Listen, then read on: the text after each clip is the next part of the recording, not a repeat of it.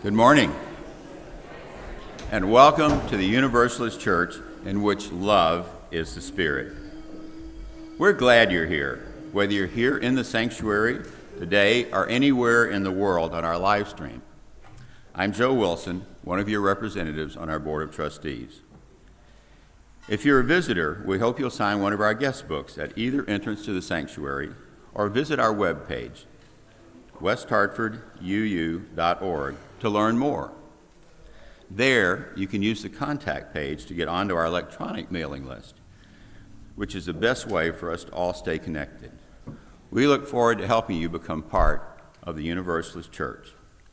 They will have fellowship in Fisk Hall. If you need help finding your way to Fisk Hall, any member of the church will be happy to guide you. Just look for someone wearing one of these name tags, or else follow the herd, because we all like the smell of coffee. It's that way. I also have an announcement today as well. Our guest preacher today is the Reverend Lydia Ferrante-Roseberry, who is a consultant with a Stewardship for Us, helping prepare us for our stewardship work and the upcoming capital campaign. Bringing 20 years of parish experience, including a successful $4.5 million capital campaign for an environmentally sustainable building project in 2020. Her full bio is on the back of your order of service. And I believe you have... Yep, I'm happy to come and do the next ones. We have a couple more announcements as well. One is that our social justice ministry is doing the work of voter encouragement these days, and so there will be a phone bank happening at 3 p.m. this afternoon. You might have participated in the postcard signing and sending campaign that we've done, which is fabulous. Now is an opportunity to speak to actual voters if they pick up the phone, or leave them a message if they don't. And what we're trying to do is encourage registered voters in Georgia through the Center for Common Ground. It is a nonpartisan phone banking effort. So we are not encouraging anybody to vote for a particular candidate, but rather just to do the civic duty of getting out and voting. The social justice folks will have a table during fellowship hour to tell you about what they're doing. So please pick a flyer up from them and join the phone banking this afternoon. I know that they would love to have your help. And frankly, our nation could use our help as well. I also want to let you know that we are going to be seeking some more ushers and some readers. So if you are looking for a really low stakes, easy way to do some volunteering, I suggest you become an usher. And if you're looking for a way to do something that involves some public speaking and a little bit less low stakes, but maybe a little more visible kind of volunteering, let me know that you'd like to be a reader. You'll see that that is what Joe is doing later in the service today. And so it's not too hard, but it's a wonderful way for you to become involved in helping provide worship for all of us. Thank you. Thank you. You can find the link for Zoom Fellowship in your weekly news or our Breeze calendar. If you aren't getting the weekly news, please sign up for it now. Now I invite you to take a moment to make your mobile phone silent, turn off your email, put away your keyboards, and settle in for worship.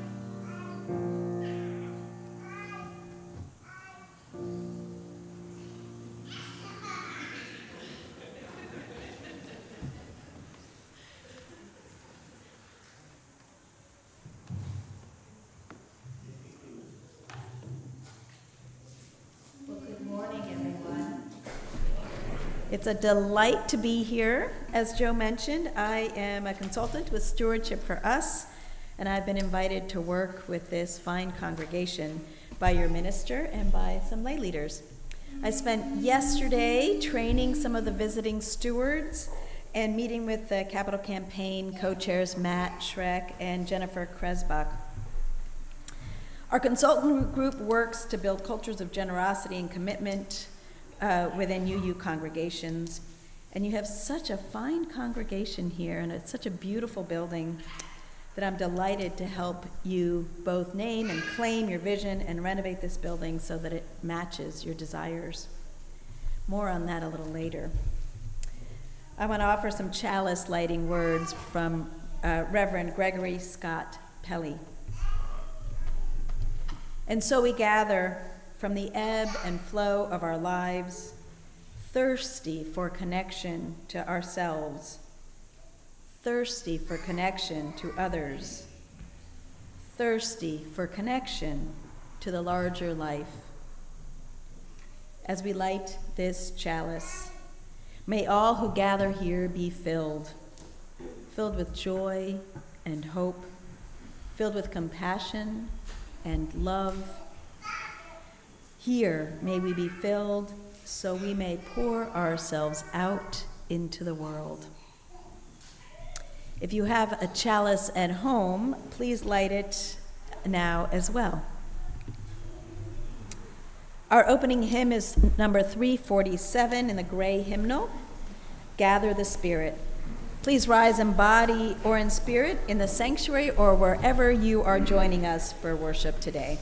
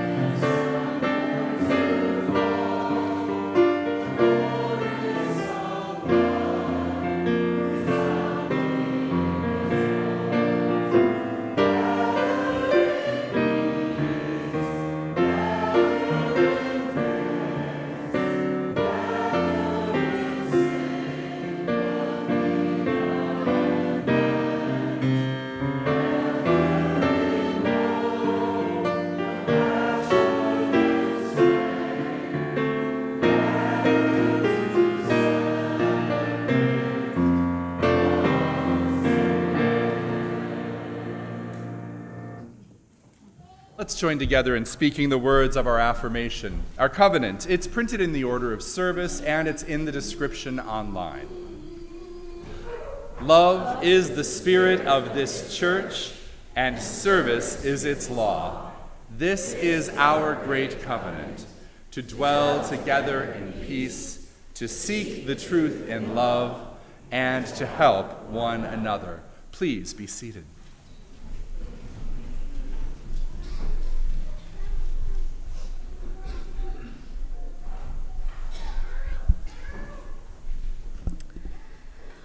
Good morning. Today is a very special day for our LRE community. Today is our backpack blessing. Some of you may have seen, but I did ask all of our children to bring their school backpacks today. Show of hands, who remembered their backpack? A few, that's good. It's okay, it's still September. It's early. For most children in our congregation, the school year has started and new routines have begun. Some of you may be excited about a new school year, a new grade, a new classroom, a new teacher, or even a new school. For some, there might be anxiety about this change. There might be nervousness or sadness. Change can be hard. But as we face the change of a school year, we remember that you are not alone. You are surrounded by love, not just from your family, but from your church family. When classes feel strange and new, when homework seems like too much, when the long days in the classroom feel overwhelming, we as a congregation are here for you. And to show that, we have our backpack blessings. They look just like this, if you can see them. We have 6 colors on our blessing, and each of these colors stands for one of our values, so that you can carry those with you. We have justice, interdependence, trying to remember. Oh, it's all good. So, there's a great phrase for this. I'm trying to say the phrase in my head. It's justice insists everyone gets to play. So, justice. Interdependence. Everyone. Equity. Equity. I'm getting quizzed. It's a school year. You have to remember, this is just since June that our congregations have voted in to pay attention to these new ways of looking at who we are as a community, right? So these values, we're still all learning this together. So justice insists everyone. Justice, interdependence, equity gets generosity. Exactly. 2, Transformation. And play. Pluralism. There we go. Got it. Nailed it. All right, so here's the thing. The backpack blessings are a very, very new thing. This is the first year we're doing this, but we have learned about this from some of our other congregations and are happy to share it with you. So that means we're also creating a brand new ritual. So here's how it's going to work. If you will take those to the back of the sanctuary, ushers, if you will help Hannah distribute these in kind of groups across the rows of the back of the sanctuary, what you're going to do, everybody in the congregation, you're going to take at least one of these at a time, hold it, and send in all of your very best wishes and thoughts and hopes and blessings for our children for this school year. And then you're just going to pass them up to the people in the seats in front of you.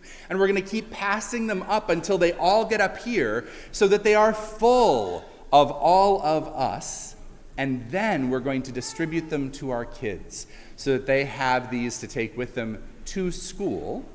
And if we have extras, and I suspect we might, we'll save them so that any new kids who join us over time will also carry our blessings for their school year with them. All right, folks in the back, do you know what we're doing? Those of you along those back pews, are you ready to take hold of some backpack blessings, bless them and pass them forward? You're going to do this multiple times, so just get used to holding things and passing them along.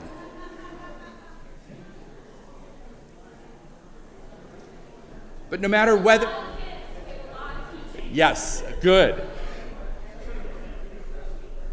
So no matter whether you think that physical objects can actually hold blessings, or you think that these things are just simply good reminders, it doesn't actually matter that much. In the end, what's important is that our kids take something with them that lets them know that they are held and loved and appreciated. All right.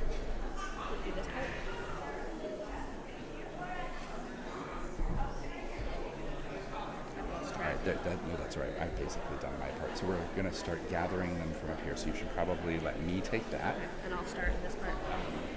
Yeah, when you're ready. Okay.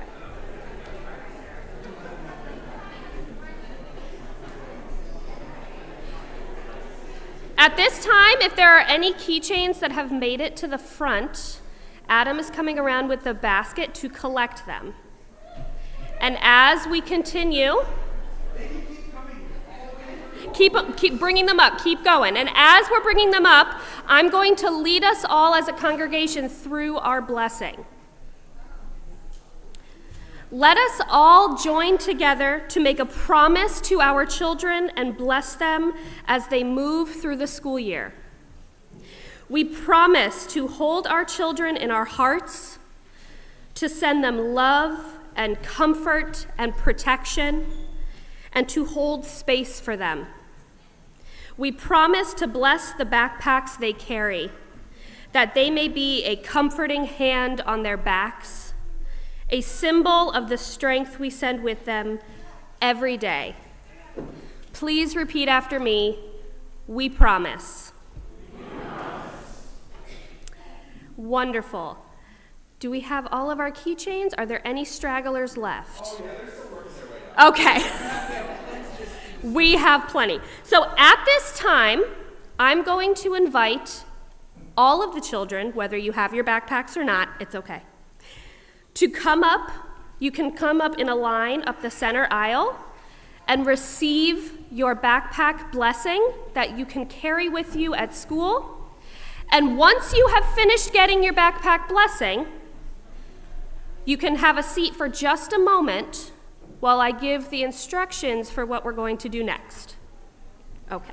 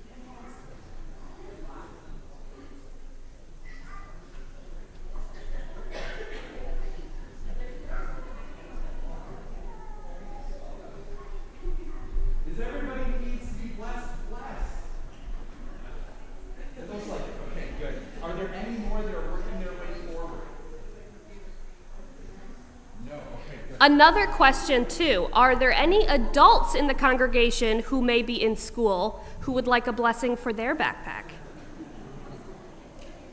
Anyone? It's okay. They're beautiful. They're a lovely accessory. I see a couple hands. I'll save some for you. Let me see. I see, okay. Are there any teachers who would like a blessing for their work bags?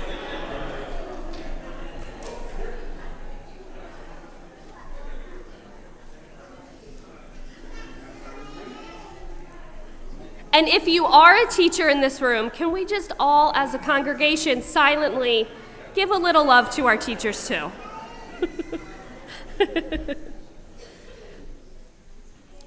Did everyone get a blessing who would like one? I see two over here. And I see that there were a couple that way. Hopefully I don't run out. If I do, I can make more. I'm sorry, I'm giving you all of your steps today.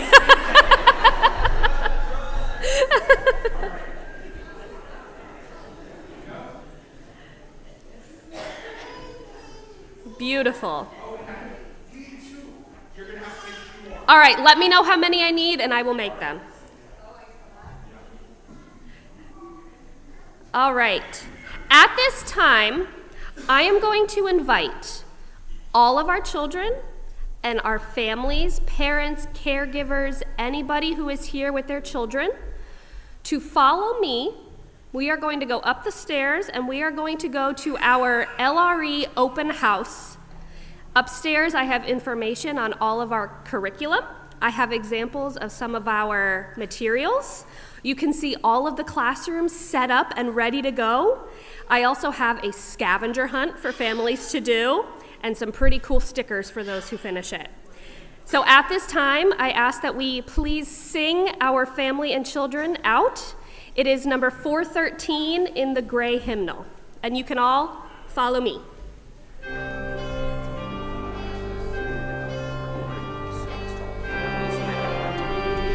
Go now in peace, may the love of God surround you everywhere, everywhere you may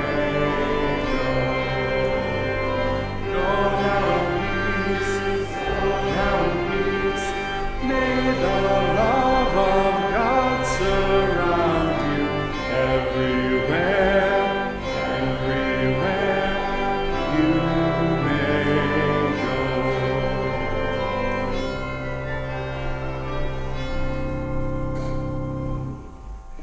It is a blessing to be able to sing that song twice through.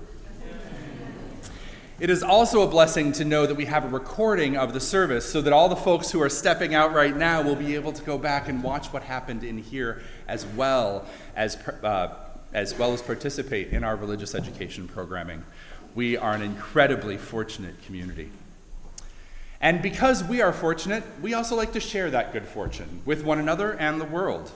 The voluntary offering, the sharing of our resources for our shared work as a religious community, is a spiritual practice for us. By offering your time, talent, and treasure to this community, you help us to serve our members, our friends, and the wider world. And so we share each week what we receive with an organization out in the world that does the work of creating the beloved community as well. This month, we share our offering with the Brain Injury Alliance of Connecticut. Their mission is to raise voices and visibility of people with brain injury and improve lives through support, education, and advocacy. You can give electronically by using QR codes in your order of service, or the links in the description, or the links on our website. And here in the sanctuary, we will also now receive, quite gratefully, our offering.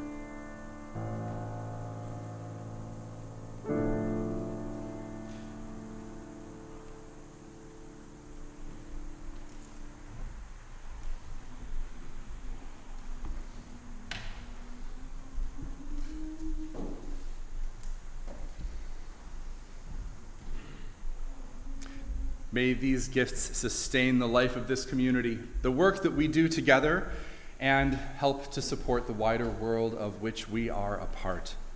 Thank you. Thank you.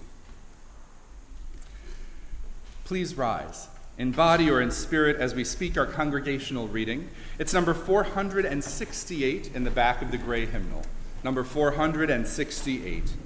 I'll read the words in Roman type, and together we'll respond with the words in italics. We need one another when we mourn and would be comforted.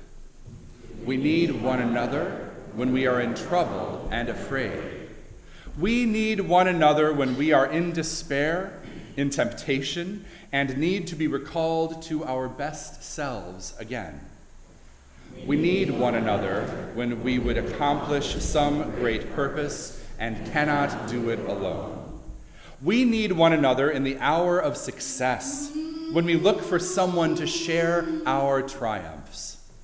We need one another in the hour of defeat, when with encouragement we might endure and stand again. We need one another when we come to die and would have gentle hands prepare us for the journey. All our lives we are in need, and others are in need of us. Let's join in singing our doxology. It's in your order of service in the description.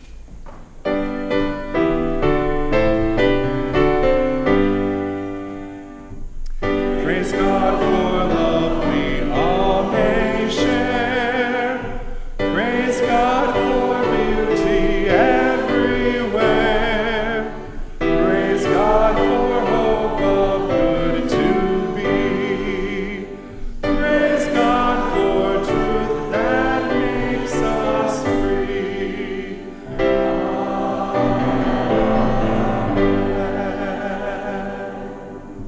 Please be seated.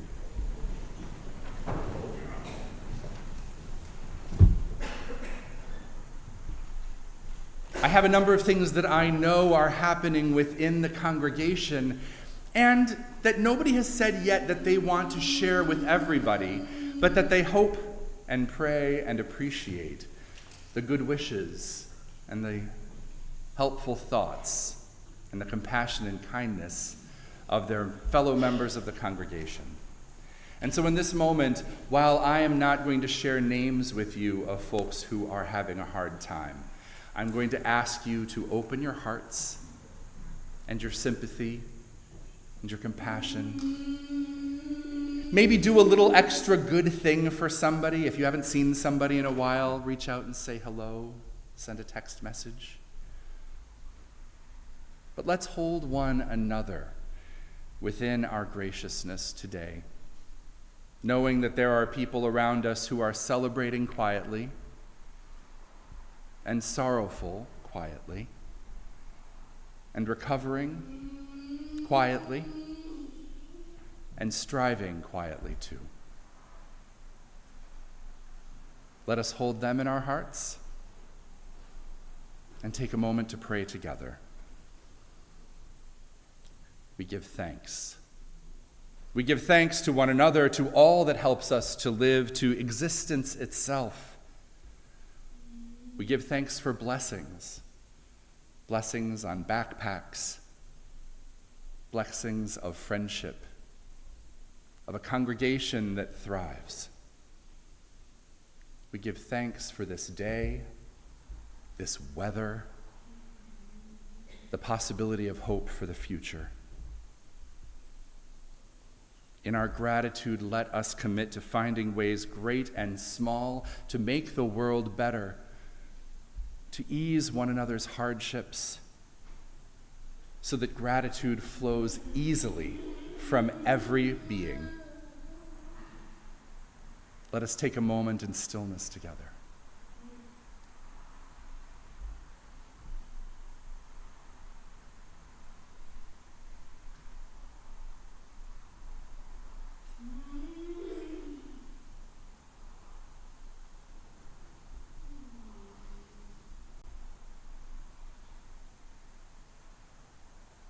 We give our thanks to this earth for providing for us, We give our thanks to the people of this earth, to whom we are related, to whom we receive and give love and care.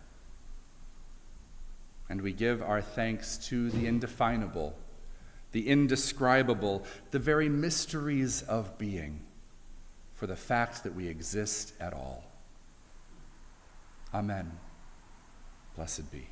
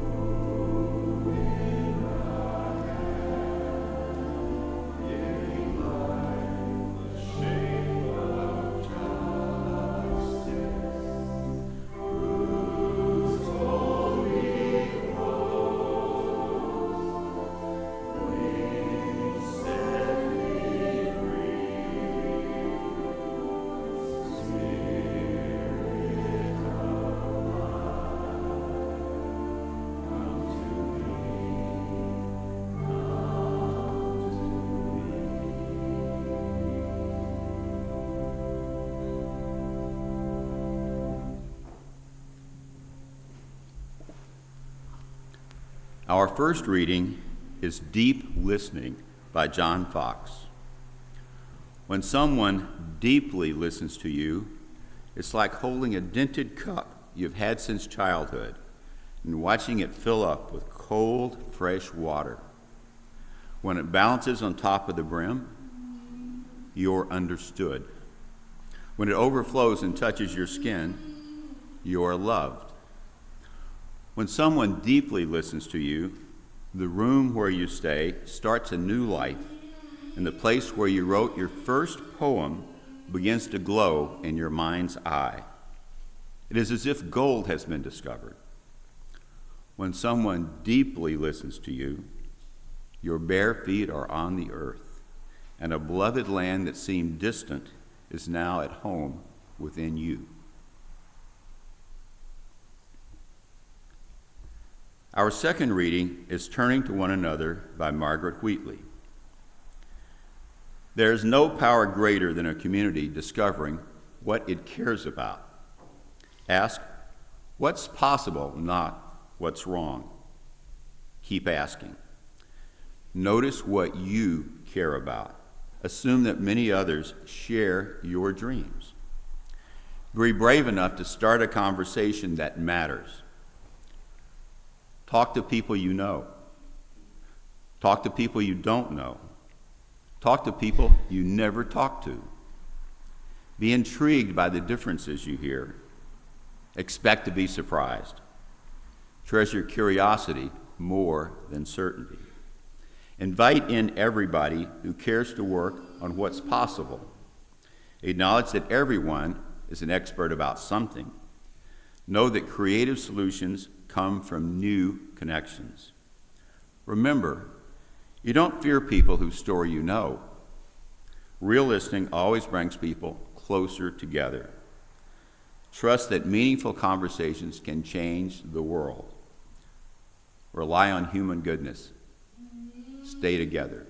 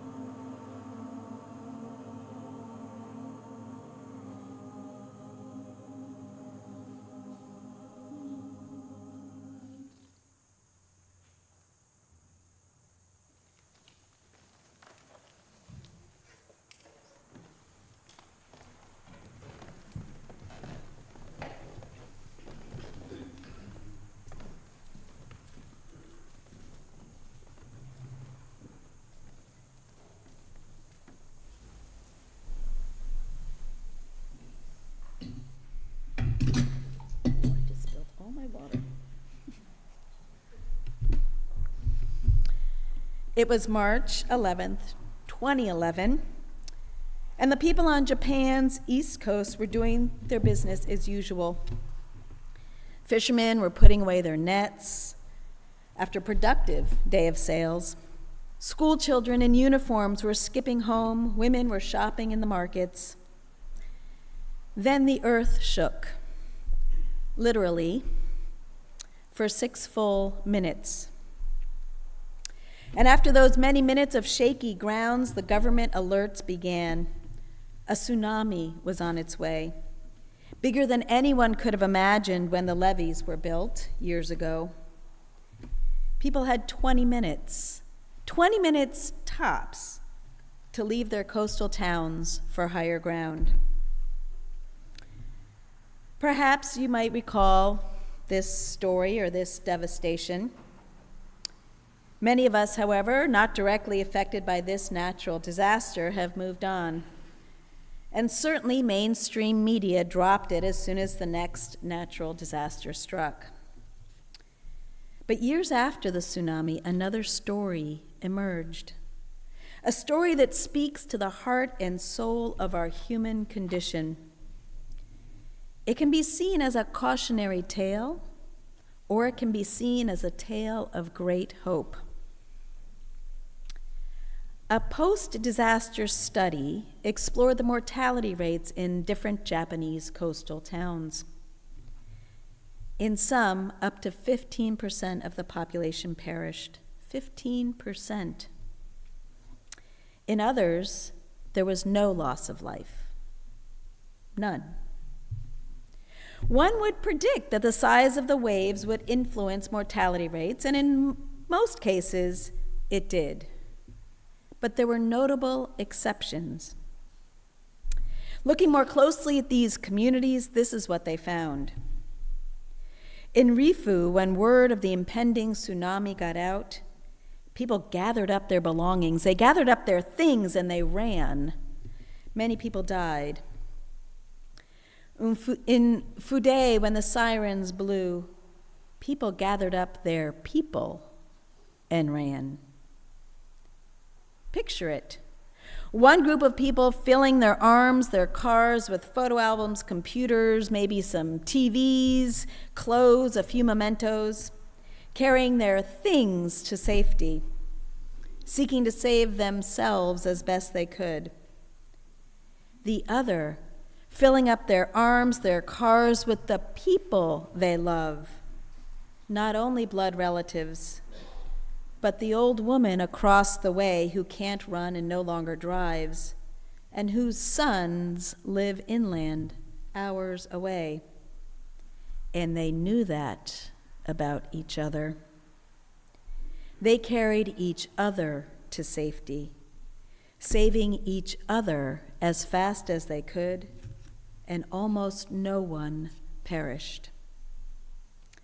Now, this made a difference not only in the mortality rates, but in the amount of migration out of their community after the disaster, and the amount of post-traumatic stress experienced in their entire community as they rebuilt. Researchers chalked this up to the amount of social capital that each community had built before the crisis. Social capital. What social scientists, the word that social scientists use for deeply knowing that we need one another, the thing we actually know in our hearts. There are more than a few sirens going off around the state of social capital in this country. There are signs that our interconnectedness with others is waning, especially with people we deem as different from us. More than 2 decades ago, Harvard professor Robert Putnam's Bowling Alone shone the light on our shrinking connectivity to one another. All the physical signs of our connectedness are dropping. Being a part of a club, union membership, although that's going up a little bit, taking leadership in our community organizations, even family dinners and having friends over.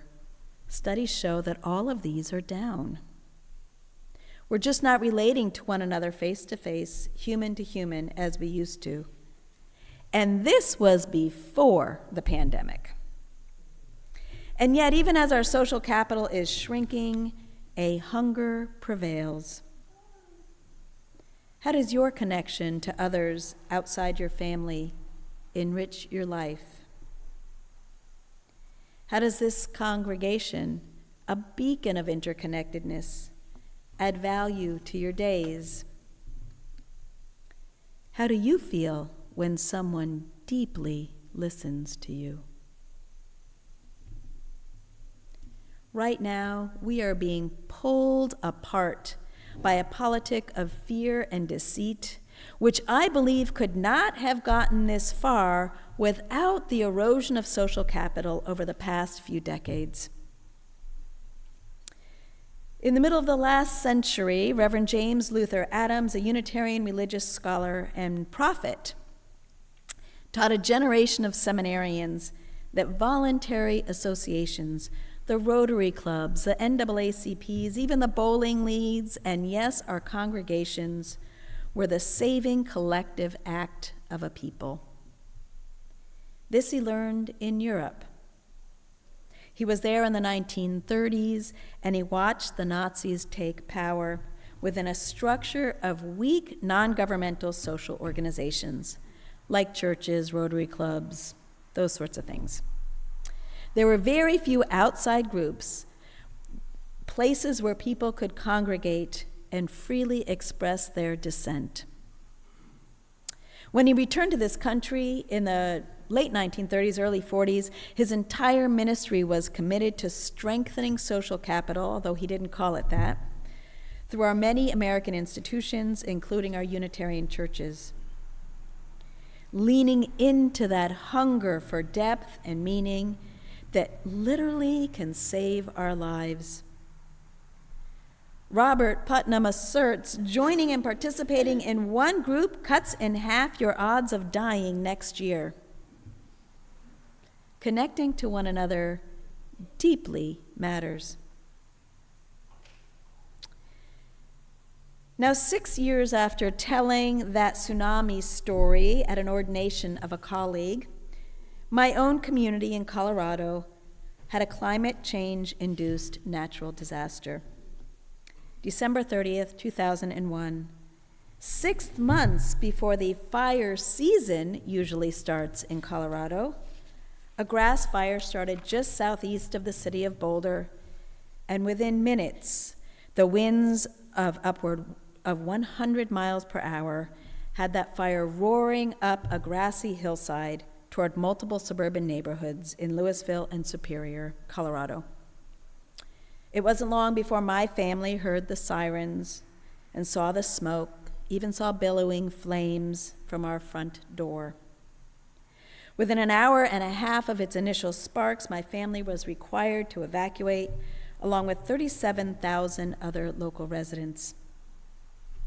My son, who loves stuff, gathered a suitcase of his favorite clothes, his most cherished stuffed animals, a few pictures and Christmas cards his grandmother had given him, our dog, and our pet snake. And we drove through the ash falling like snow to our friend's house, which was 45 minutes north of us. We stayed up all night, monitoring fire maps, checking in on friends and neighbors, while staff and members of the congregation I served who weren't affected by the fire called through the phone list of everyone living in Superior and Louisville. At the end of it, our house was fine, I'm so grateful to say, but it was within a mile of the fire line, and for years we drove through charred homes. Over 1,000 other homes were destroyed, including the houses of 4 congregant families. If you've ever lived through anything like this, you know that after the dust settles and the embers cool, the outpouring of love is overwhelming. If a community is well-resourced and well-knit together. We saw what happened in Hurricane Katrina for those communities that were considered disregarded. But in my small town, that's what happened. We were well-knit, well put together, and that's what happened in the congregation I served. The congregation raised about $70,000 in a week for the families of those who lost their homes. Our director of religious education made love baskets with lotions and fluffy slippers and movie gift cards for everyone who was evacuated, not just the families who lost their homes. It was over 40 families. We created a support group for those families that lost their homes, and I joined a family at the empty lot of their house with all of their belongings gone to help them mourn their loss. One of the displaced members of our congregation lost a beautiful home on the edge of that grassy knoll that the fire sped up and ended up in a small rental apartment a town over. She'd just retired from teaching a week before the fire. And in the months following the fire, she spent a lot of time at our fellowship, saying that it was the place that most felt like home to her. This outpouring of love, this feeling of belonging, wasn't created because of the fire. The disaster amplified what was already there, a solid social fabric built slowly over time in intentional spaces like our congregation. After a while, the public moves on to the next crisis, but institutions with a solid relational base are there for people in the long haul. Before I left my ministry, I got to bless the new house of those people whose house I mourned. And knowing that the outpouring of support would wane sooner than the need for support, I gave out the last money that the congregation collected 2 years after the fire. I'm no longer serving a congregation, but I'm still wildly committed to weaving connections between people. That's why I do this work for Stewardship for Us. And like James Luther Adams, I believe that our social institutions are what's going to save us, and their erosion troubles me deeply. In addition to working with UU congregations like yours to help them thrive, I also work part-time for a faith-based community organizing project called Together Colorado. I believe it does work similar to your Greater Hartford Interfaith Action Alliance, if people are familiar with that group. Yeah. So I was connected to Together Colorado as a minister, serving a congregation for many years. And as a community organizer, which I did before seminary, I'm actually going back to one of the key things that I know works for social capital: one-to-one relationships. Each week in my weekly staff report, I'm required to write down how many one-to-one conversations I had, with who, what their intent was, and what the outcome was. Did I help someone feel connected? Did I help them move from the despairing sidelines of political apathy? Did I help them learn about themselves, stretch in their leadership, understand their personal and collective power better? In the organizing I do, we know that power is in the relationship, and that relationships are built slowly, one by one, with deep listening that always, always brings people together. Nothing beats it for building that life-enhancing, life-saving web of connection. 2 years after the worst of the pandemic, I don't know of any congregation or any community organization that isn't wondering how to reweave their connections. This devastation wasn't as sudden as a tsunami or a wildfire, but its impacts have been real. I'm sure you're feeling them. So much has been frayed. So just like the community organization I work with, your congregation is going back to basics, back to the building blocks of one-to-one conversations with each other as part of your annual pledge drive. I've been told it's been a few decades maybe since you last did this. And so for many of you, it will be a new experience. That's great. I will say that again. This new experience is great. Why do it now? Why have these one-to-one conversations as part of a stewardship drive when in the past people just responded to a letter? In part, you're doing this because you're beginning planning for a capital campaign. And one-to-one visits are essential to the success of a capital campaign. That's coming up next year. But more important to my heart and to the vitality of this congregation is one-to-one conversations will strengthen the webs of connection. Financially sustaining your congregation is vitally important, and learning about what that takes will be a part of the pledge drive. But no matter how much you collectively raise this year, I guarantee you that this congregation will be richer for these conversations. Because I'm going to bet that you will leave a one-to-one conversation more energized than you came in. Here's how it works. This weekend, I will have trained over 20 stewards, and on Tuesday evening, I'll train the rest over Zoom. Each of these stewards has about 4 families to contact, and in a matter of weeks, they will be calling the rest of you and asking you for a visit of about a half an hour or 45 minutes. Please accept their visit. Honestly, 80% or more of the visit is about sharing, getting to know each other better. You and your steward will share what brought you to the congregation and what keeps you coming, what your hopes and dreams are, and what you find challenging. And you will be asked to make a pledge for next year during this visit as well. Confidentially make a pledge. If you use a paper form, there will be an envelope to put it in, and if you pledge online, you can do so on your own, and the stewards will check back with you to make sure you got your pledge in. In any stewardship drive, any pledge of whatever size is welcome. It is the generosity of your heart that is actually being invited here. Guaranteed, these visits will weave new threads of connection in your congregation. Just yesterday during the training, 2 members who knew of each other but didn't know each other discovered a connection between their kids and Scouts that they never knew they had.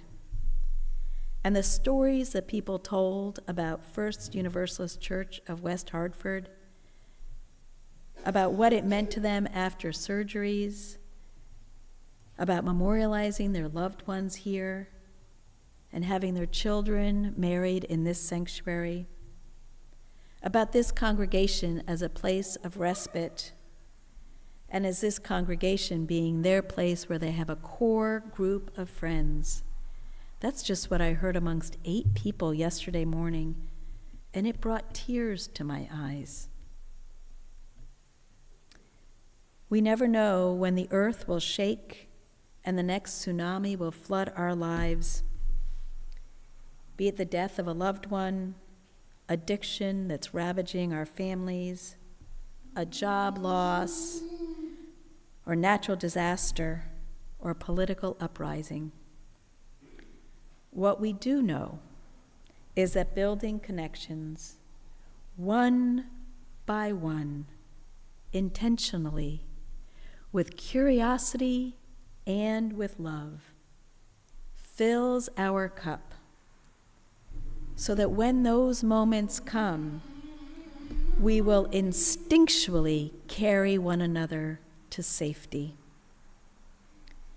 May this journey you are on of intentional one-to-one conversations feed your souls and energize your collective lives, as well as your congregation's coffers. May it be so. Please rise in body or spirit and join in singing our closing hymn, 10:008, in the blue hymnal.